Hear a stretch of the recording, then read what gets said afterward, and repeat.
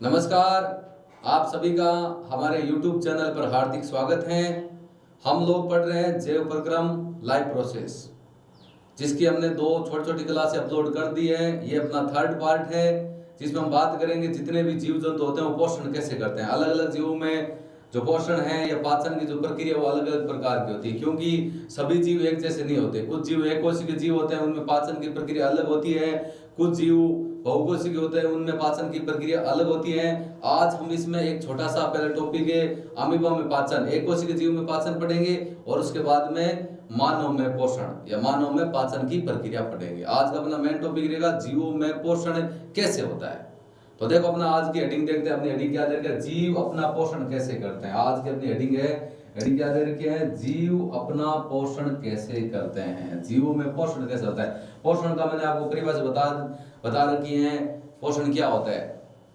पोषण तो एकदम सी नॉर्मल सी परिभाषा है कि सर भोजन को ग्रहण करने की प्रक्रिया पोषण कहलाती है। लेकिन बात पोषण ग्रहण करने के बाद होता है क्या है, किस प्रकार इसकी प्रोसेस होती है, किस प्रकार इसका पाचन होता है, उसके बारे में बात करेंगे। तो देख लेते हैं इसकी भाषा। पहले भाषा आपकी क्या दे रखी है? भाषा ये दे रखी है कि जितने भी जीव होते हैं सारे जीव अलग अलग होते हैं। कुछ एक कोशिकीय जीव होते हैं, उनमें पाचन की प्रक्रिया पोषण की प्रक्रिया अलग होती है। बहुकोशिकीय जीवों में अलग होती है। तो जीवों में पाचन तंत्र भिन्न है। सभी जीवों में पाचन तंत्र एक जैसा नहीं होता, क्योंकि सारे जीव भी एक जैसे नहीं होते। एक कोशिकीय जीवों में भोजन संपूर्ण सतह द्वारा लिया जाता है, मतलब उसके अंदर ऐसे अलग अलग एक कोशिकीय जीवों में ऐसे अलग अलग थोड़ी होते हैं। उसके कान अलग होते हैं, मुख अलग होते हैं, आंखें, ऐसे कुछ नहीं होता। उनकी शरीर की एक बनावट होती है और उसी बनावट का उपयोग करके उस भोजन का अंत ग्रहण करता है। एक कोशिकीय जीवों का मतलब आप समझ गए होंगे, जिसमें अमीबा, पैरामीशियम, वैसे बहुत सारे एग्जाम्पल है। क्लाइडोमोनास, ये एक कोशिकीय जीव मतलब उनके शरीर में एक ही कोशिका होती है। भोजन की उनकी मतलब जितने भी एक कोशिकीय जीव होते हैं उनकी भोजन उन्हें पूरी सतह से लिया जाता है। लेकिन जीवों की जटिलता बढ़ने के साथ साथ विभिन्न कार्य करने वाले अंग विशिष्ट हो जाते हैं। मतलब जैसे जैसे जीव की संरचना बड़ी होती है, उसमें शरीर में अलग अलग कार्य करने के लिए अलग अलग विशिष्ट अंग होते हैं। जैसे मानव की बात कर लेते हैं, हमारी बात कर लेते हैं। हमारे लिए अपने को श्वसन के लिए श्वसन तंत्र अलग होगा। शरीर में अपशिष्ट पदार्थों को बाहर निकालने के लिए उत्सर्जन तंत्र अपना अलग है। पाचन की बात करते हैं, मानव में जो भोजन का पोषण या पाचन करने के लिए एक अलग तंत्र है अपना, जिसको पाचन तंत्र बोलते हैं, जिसके बारे में हम लोग आज पढ़ेंगे। तो सबसे पहले हम देख लेते हैं अमीबा में पाचन किस प्रकार होता है। तो आपको पता होगा अमीबा एक कोशिकीय जीव है। यह आपकी पहला टॉपिक हो गया अमीबा में पाचन। अब रेडी क्या होगी? अमीबा में पाचन। अमीबा में आपको बता देता हूँ एक कोशिकीय जीव है। एक कोशिकीय अमीबा कौन सा जीव है? एक कोशिकीय आपका जीव है। और इस जीव की जो संरचना है वो इस प्रकार होती है, जैसा कि इसमें आपकी स्टेप मैंने ये दे रखी है। देखो ये आपकी ये स्टेप दे रखी है, इसके अंदर अपना ये जो जीव की जो संरचना दिखाई दे रही है वो आपका अमीबा जीव की है। और इसमें अपनी पाचन की प्रक्रिया किस प्रकार होती है वो बात करेंगे। जीव बीच में आपको जो दे रखा है ये बीच में आपको क्या दे रखा है? ये अमीबा की संरचना बना रखी है। इस प्रकार हम लोगों ने भाई, जैसे हम लोग खुद भी बना सकते हैं अलग से, कैसे भी बना सकते हैं। ये अमीबा जैसे अब हम बनाना चाहते हैं, जैसे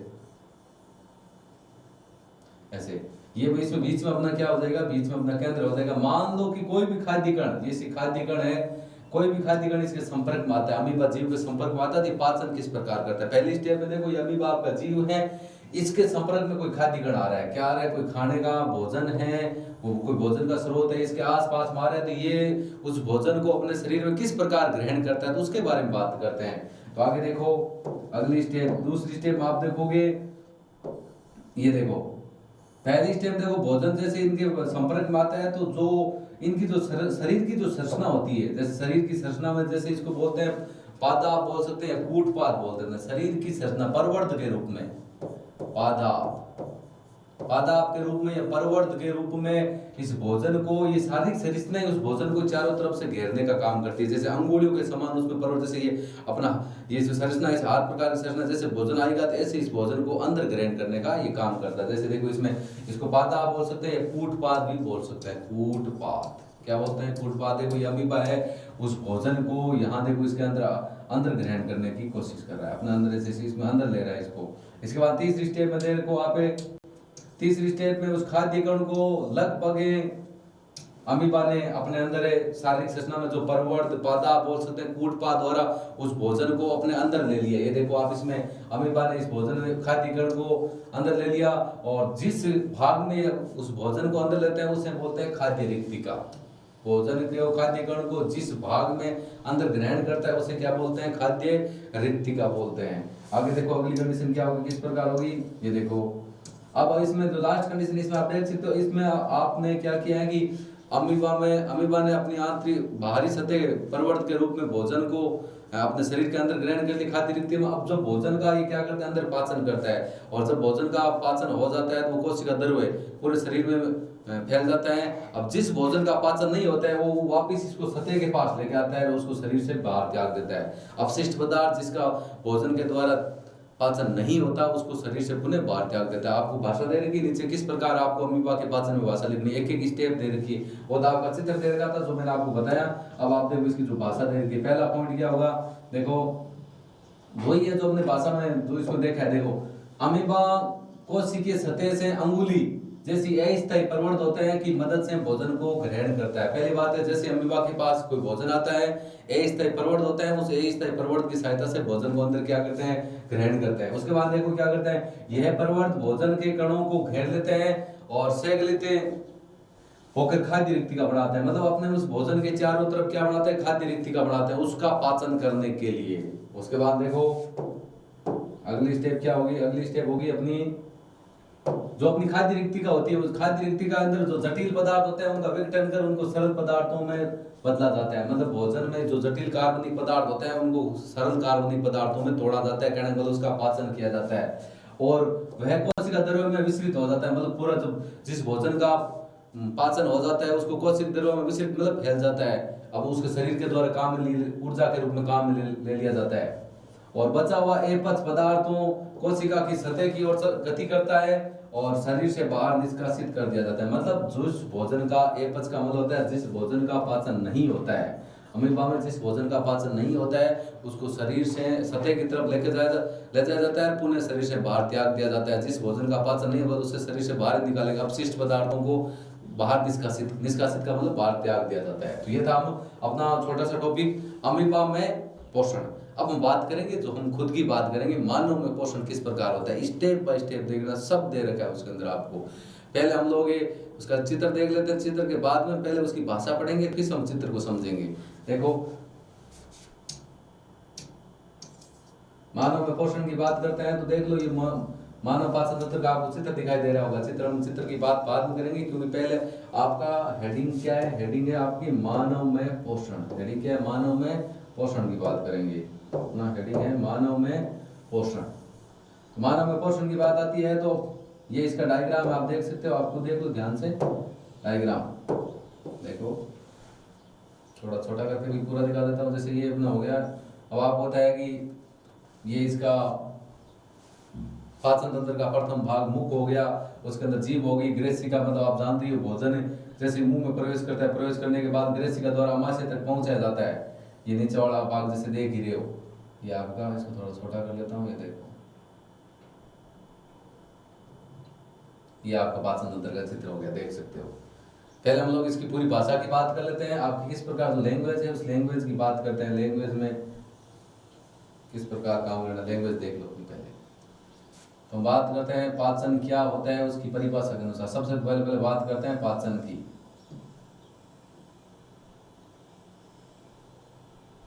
सबसे पहले हम बात किसकी करेंगे, पाचन की। पाचन की परिभाषा आप जानते ही होंगे,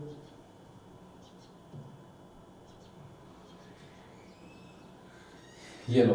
तो सबसे पहले बात करते हैं पाचन क्या होता है। पाचन हम बात कर रहे हैं मानव में पोषण की, तो सबसे पहले बात करें पाचन क्या होता है। पाचन का मतलब हो गया जटिल खाद्य पदार्थों को सरल खाद्य पदार्थों में बदलने की प्रक्रिया। विघटन होगा, अपघटन हो गया, वही क्रिया आपकी क्या कहलाती है, पाचन। पाचन की प्रक्रिया में जितने भी जटिल कार्बनिक पदार्थ होते हैं उनको सरल कार्बनिक पदार्थों में तोड़ा जाता है। एकदम सरल परिभाषा लिखा रखी है आपको कि जटिल खाद्य पदार्थों को सरल खाद्य पदार्थों में बदलना, इस क्रिया को क्या कहते हैं, पाचन कहते हैं। मतलब जितने भी जटिल कार्बनिक पदार्थ होते हैं भोजन के अंदर, चाहे वो कार्बोहाइड्रेट हो, चाहे प्रोटीन हो, चाहे आपका वसा हो, उनको सरल खाद्य पदार्थों में तोड़ने की प्रक्रिया को क्या कहते हैं, पाचन कहते हैं। और मानव में पाचन किस प्रकार होता है उसके बारे में बात करते थे। मानव पाचन तंत्र में पाचन की क्रियाएं 5 चरणों में संपन्न होती है। कौन कौन चरण है? पहली हो गई अंत्यग्रहण, भोजन का अंत्यग्रहण किया जाता है, उसके बाद भोजन का पाचन होता है, उसके बाद में उनमें से जितने भी अवयव होते हैं उनका अवशोषण होता है, उसके बाद उनका स्वांगीकरण होता है। स्वांगीकरण का मतलब होता है शरीर के जिस भाग को, जिस कोशिकाओं को जिन पोषक तत्वों की आवश्यकता होती है उन तक वहां पर वो पोषक तत्व पहुंचाए जाते हैं या शरीर के द्वारा ग्रहण किए जाते हैं। और मल त्याग का मतलब हो गया कि शरीर में जितने भी अपशिष्ट पदार्थ होते हैं मल के रूप में उनको बाहर त्यागा जाता है। इस 5 चरणों में अपनी पाचन तंत्र की प्रक्रिया पूरी होगी। अंत्यग्रहण, पाचन, अवशोषण, स्वांगीकरण और मल त्याग। तो देखें आगे आगे चलो।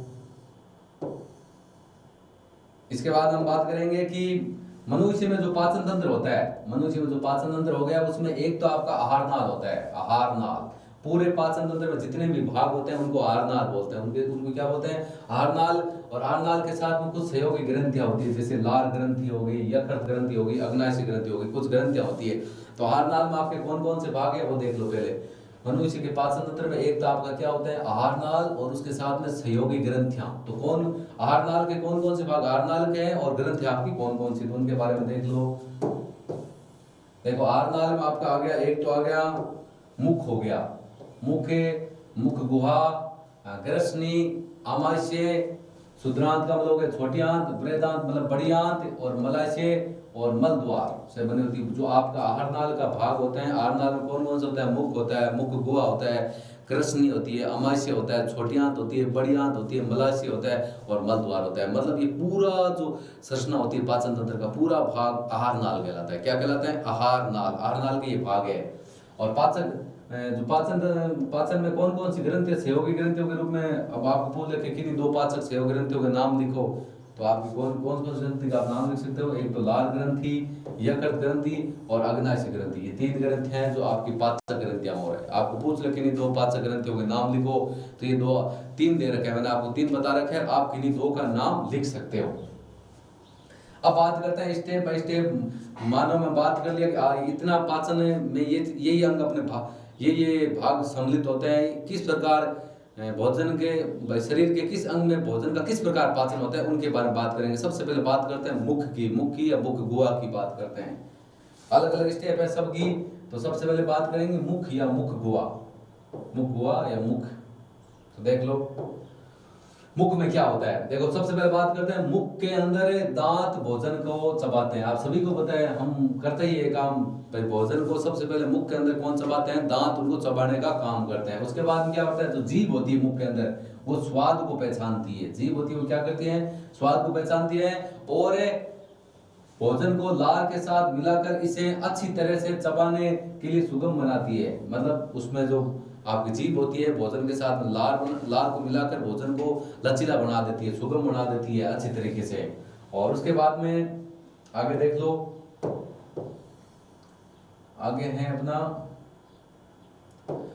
लार में उपस्थित टाइलिन और एमाइलेज एंजाइम स्टार्च पर कार्य करता है। अब आपको यदि पूछ लें कि लार ग्रंथि या लार में कौन कौन से 2 लार में उपस्थित एंजाइम का नाम लिखो, लार में उपस्थित एक एंजाइम का नाम लिखो, तो मैंने तो आपको 2 नाम लिखा रखे, आपको एक आंसर बताना है। देखो लार में उपस्थित 2 एंजाइम है, एक तो आपका टाइलिन हो गया और एक आपका कौन सा हो गया? एमाइलेज। कितने एंजाइम बता दी मैंने आपको। वो किस पर कार्य करते हैं? वो कार्य करते हैं स्टार्च पर। भोजन में जो स्टार्च की मात्रा होती है उसके ऊपर कार्य करते हैं। क्या कार्य करते हैं वो भी मैंने लिखा रखा है। देखो स्टार्च को माल्टोज C12H22O11 जिसका फॉर्मूला होता है। माल्टोज शर्करा में क्या करते हैं? स्टार्च को माल्टोज शर्करा में अपघटित कर देता है और तथा माल्टोज एंजाइम माल्टोज शर्करा को ग्लूकोज में बदल देता है। मतलब आपका जो फॉर्मूला होगा वो होगा C12H22O11। इस फॉर्मूले को किस रूप में तोड़ेगा? ग्लूकोज का सूत्र मैंने आपको बता रखा है C6H12O6। इतना नहीं याद रखो, कोई बात नहीं, आपको मेन याद रखना है। मुख की क्या विशेषता है? मुख में जो आपके दांत होते हैं वो भोजन को चबाने का काम करते हैं। जो लार होती है मतलब जो जीभ होती है वो स्वाद को पहचानती है और लार का काम क्या होता है? भोजन को लचीला और सुगम बनाने का काम होती है। लार में यदि एंजाइम का नाम पूछे, एंजाइम आपको ये नाम याद रखना, टाइलिन याद रख सकते हो और एमाइलेज, ये लार के अंदर अपने उपस्थित एंजाइम होते हैं। आपके कार्य क्या होता है? माल्टोज को ग्लूकोज के अंदर अपघटित करना, बस ये उसका कार्य है। ज्यादा को ज्यादा अपने को बताना नहीं है, क्योंकि हम लोग पढ़ेंगे तो मुख में पढ़ेंगे तो उसमें आधा घंटा लग जाता है। हम तो नॉर्मल अब एक पूरा पाचन तंत्र की क्रियाविधि समझानी है तो अपने को स्टेप हर भाग का छोटा छोटा जो मोस्ट इंपोर्टेंट टॉपिक है वो आप बता दो इसके अंदर। तो अपना मुख के अंदर हो गया। इसके बाद में अगला बात करेंगे ग्रसनी। आपको पता है ग्रसनी सिर्फ क्या काम करती है, ये भोजन को मुख से अमाशय तक पहुंचाने का काम करती है। इसमें पाचन नहीं होता भोजन का, इसमें पाचन नहीं होता। ये सिर्फ पाचन तंत्र में मुख से या मुख गुहा से भोजन को अमाशय तक पहुंचाने का कार्य करती है। तो देखो ये भोजन को मुख से ये नाम नहीं लिखना है, अमाशय तक पहुंचाने का कार्य करती है। इसका कार्य क्या होता है, ये मुख से भोजन को अमाशय तक पहुंचाने का काम करती है। अब इसमें देखो ये है श्वसन मार्ग भी होता है और आहार नाली के बीच एक स्विच का कार्य करती है, क्योंकि ये ग्रसनी वायु और भोजन दोनों को साझा मार्ग है। इसमें से मतलब श्वसन तंत्र की बात करते हैं तो उसमें श्वसन मार्ग के रूप में भी कार्य करती है। उसके साथ में आहार नाल में भी ये काम करती है। आहार नाल में ये क्या करती है, भोजन साझा करने के काम करती है। मतलब ये पाचन नहीं करेगी, साझा करती है। साझा किन भागों के मध्य, एक तो मुख गुहा या मुख और अमाशय के बीच में भोजन का साझा करती है। मुख गुहा से भोजन को अमाशय तक पहुंचाने का काम करती है। कौन, ग्रसनी, जिसको ग्रास नली बोलते हैं। जो आपके शरीर में ये है ना, ये ग्रास नली मुख द्वारा हम लोग जैसे खाना खाते हैं, आपके अमाशय पेट की बात करते हैं, उसमें पहुंचता है, पहुंचाने का काम कौन करती है, ग्रसनी या ग्रास नली करती है। अब सबसे मेन अपना है अमाशय में पाचन। अपने अमाशय में पाचन की बात करें तो इसमें किन का पाचन होता है, कौन कौन से एंजाइम होते हैं और कौन सा अम्ल है जिसको जठर रस बोलते हैं जो इसके अंदर उपस्थित होता है। तो देखो सबसे पहले इसका पहला पॉइंट है कि अमाशय में प्रोटीन और वसा का पाचन होता है। सबसे पहले मेन बात क्या है कि इसमें किन का पाचन होता है। इनमें एक तो होता है आपका प्रोटीन, और प्रोटीन के साथ में किसका पाचन होता है, प्रोटीन के साथ में इसमें पाचन होता है वसा का। एक इसमें होता है अपना प्रोटीन का पाचन और प्रोटीन के साथ किसका पाचन होता है, वसा का। इसका पहला पॉइंट हो गया, ये लो।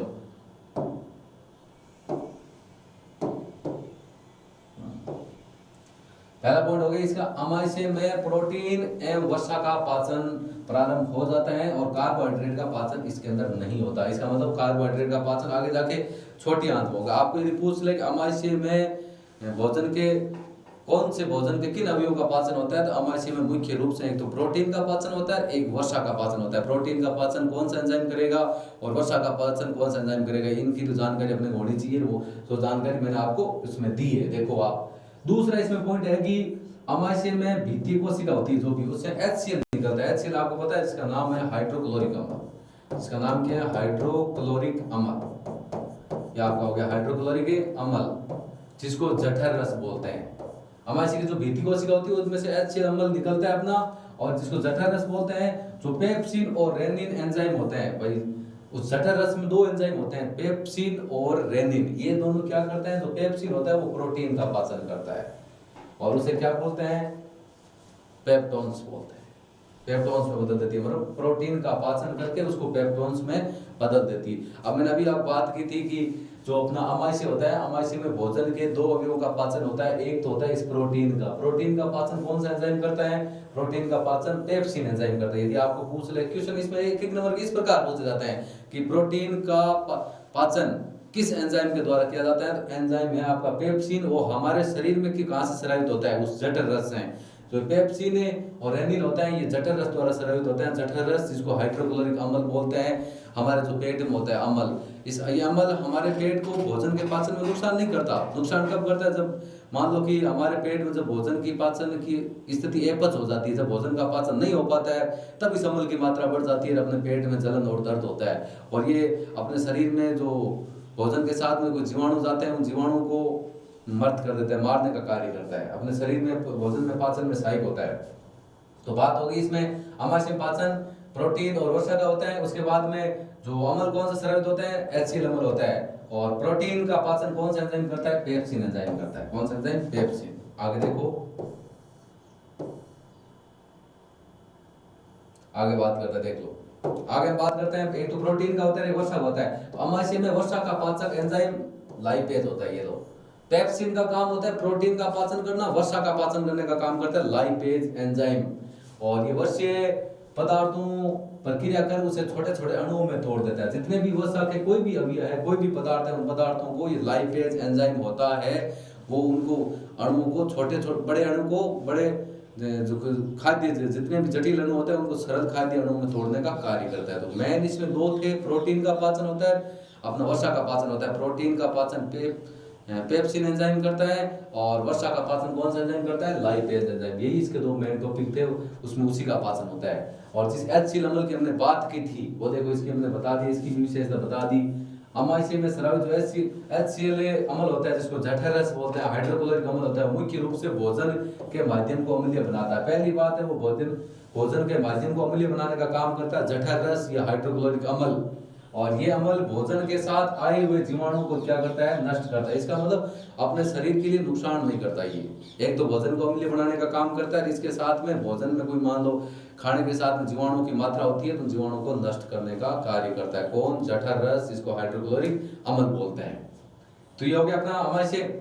ऐसे तो अमाशय की बहुत विशेषता है, बहुत पढ़ते जाएंगे। इसकी आकृति जे आकार की होती है, इसमें अलग अलग स्टेप बाय स्टेप पढ़ेंगे तो सिर्फ अमाशय पर पूरा 1 घंटे का वीडियो बन जाएगा। लेकिन अपने को जो मेन बताना है, अमाशय का काम है प्रोटीन और वसा का पाचन करना। कौन सा एंजाइम करता है, प्रोटीन का पाचन पेप्सिन एंजाइम और वसा का पाचन लाइपेज एंजाइम करता है।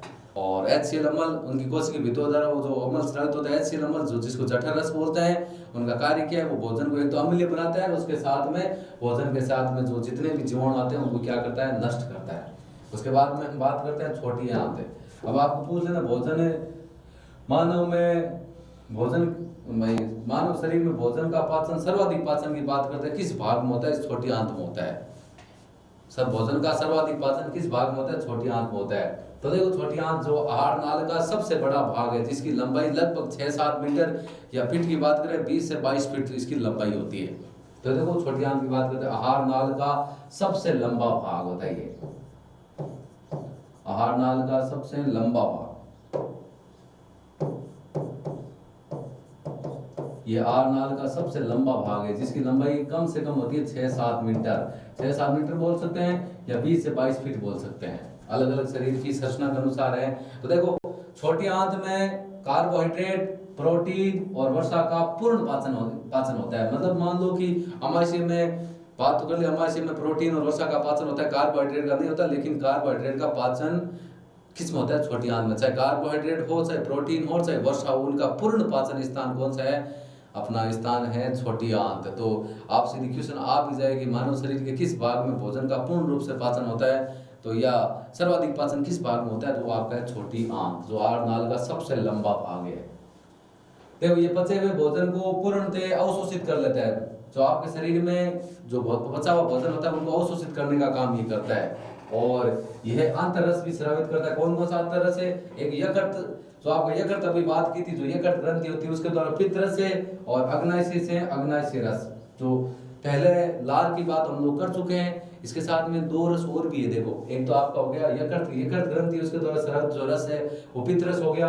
अग्नाशय ग्रंथि द्वारा स्रावित जो रस है वो कौन सा रस है, अग्नाशय रस है। उनको भी प्राप्त करने का काम कौन करता है, छोटी आंत करती है। और यह आहार नाल का सबसे लंबा भाग है, जिसकी लंबाई कितनी बता दी, 20 फीट। जो मैंने इसमें जो मेन था वो दे दिया। इतना लिखना होता है क्योंकि पाचन तंत्र का पूरा लिखेंगे क्वेश्चन तो कम से कम 3-4 पेज का, तो ऐसे ये भी हो जाएगा, इतना भाग लिखेंगे तो भी। आप छोटी आंत की क्या विशेषता लिखेंगे, छोटी आंत कार्बोहाइड्रेट, प्रोटीन, वसा का पूर्ण पाचन स्थान है। इसमें जितना भी पचा हुआ भोजन उनको अवशोषित करने का काम कौन करता है, छोटी आंत करता है। और जो आंत रस होते हैं, कौन कौन से रस, एक तो आपका यकृत द्वारा पित्त रस हो गया, अग्नाशय द्वारा कौन सा हो गया, अग्नाशय रस, उनको प्राप्त करने का काम भी कौन करता है, छोटी आंत। आहार नाल का सबसे लंबा भाग है, जिसकी लंबाई लगभग कितनी है, 20 फीट बोल सकते हैं या 6 से 7 मीटर बोल सकते हैं। आगे चलते हैं।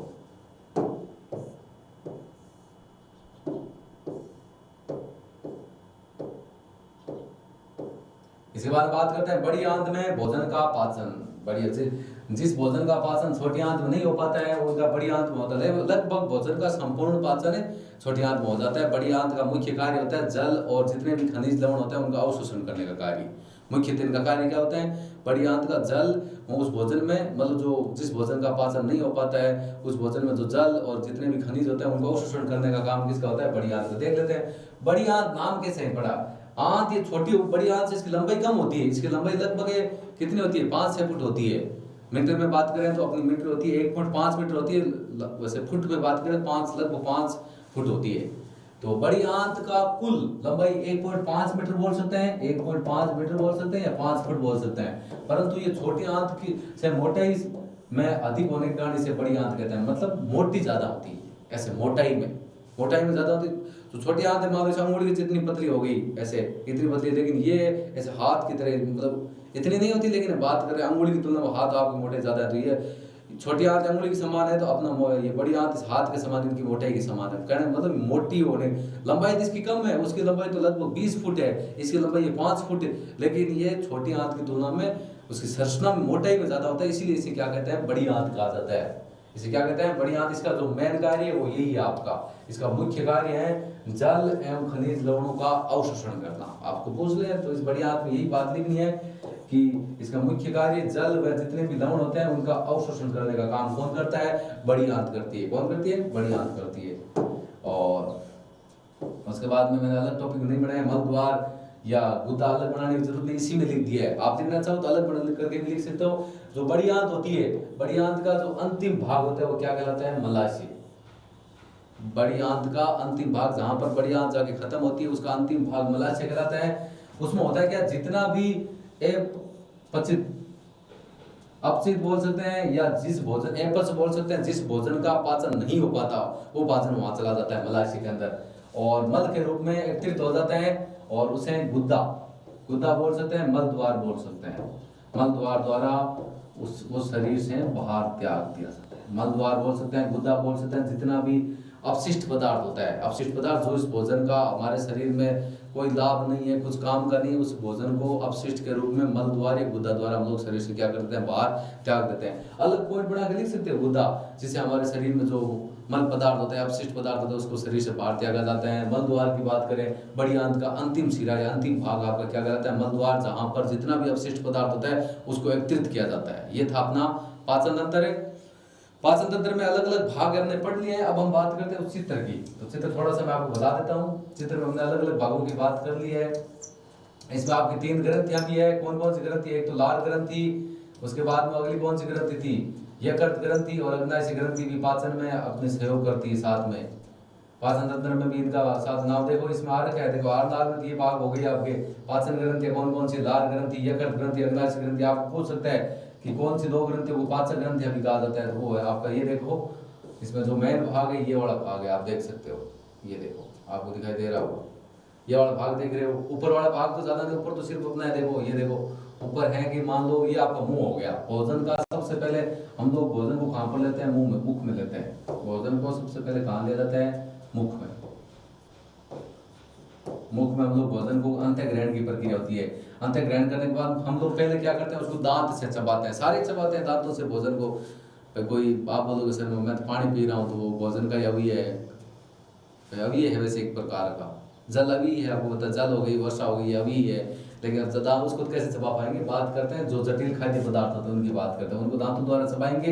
ये ग्रेसिका होती है, जिसको ग्रास नली बोलती है। जब चबाने के बाद में जितना भी भोजन होता है उसको अमाशय तक पहुंचाने का कार्य कौन करती है, वो आपकी करती है ये ग्रेसिका। ये देखो अगला भाग, यहाँ से देखो आप, ये देखो ये ग्रेसिका हो गई अपनी, ये आपकी होगी ग्रेसिका, जिसको ग्रास नली बोलते हैं। मुख द्वारा भोजन को यहाँ, इसमें ये आपको ये वाला भाग है, आप देख सकते हो, ये जो भाग दिखाई दे रहा है ना, जे आकार आकृति आकृति, इसको बोलते हैं आमाशय, जिसकी आकृति जे आकार की होती है। उल्टा जे बना तो वैसी होती है। इसके बाद में ये जो बीच में आपकी जो पतली संरचना दे रखी है, बाहर वाली जो संरचना बना रखी है, ये वाली, ये आपकी बड़ी आंत है, जिसको इसमें कोलोन दे रखा है, बृहद आंत दे रखा है, ये आपकी बड़ी आंत है। बड़ी आंत की मोटाई होती है वो छोटी आंत की तुलना में ज्यादा होती है। बाहर वाली है, ये वाला जो भाग दिखाई दे रहा है ना, ये वाला, ये बाहर वाला भाग, ये जितनी मोटाई दिखाई दे रही है, ये वाला, ये आपका बड़ी आंत है। अंदर वाली जो दिखाई दे रही है वो आपकी छोटी आंत है। और ये देखो डायफ्राम का मतलब होता है दोनों फेफड़ों के नीचे एक परत होती है, दोनों फेफड़ों के नीचे एक परत होती है, उसको डायफ्राम बोलते हैं। पिताशय की बात हमने कर ली, जिसका जो पित्त का भंडारण करता है, पित्त रस का। पिताशय क्या करता है, पित्त रस का क्या करता है, भंडारण करता है। आप देख सकते हो पिताशय आपको कहाँ है, ये देखो ये छोटी सी संरचना दे रखी है, वो आपके पिताशय है। और यहाँ पर एक पित्त नली पिताशय से जुड़ी होगी, ये वाली जो नली है ये पित्त नली है आपकी। ये वाला भाग, ये देखो छोटा सा भाग क्या बना रखा है, यहाँ पित्ताशय बना रखा है। ये वाली जो लाइन है ये आपकी डायफ्राम है।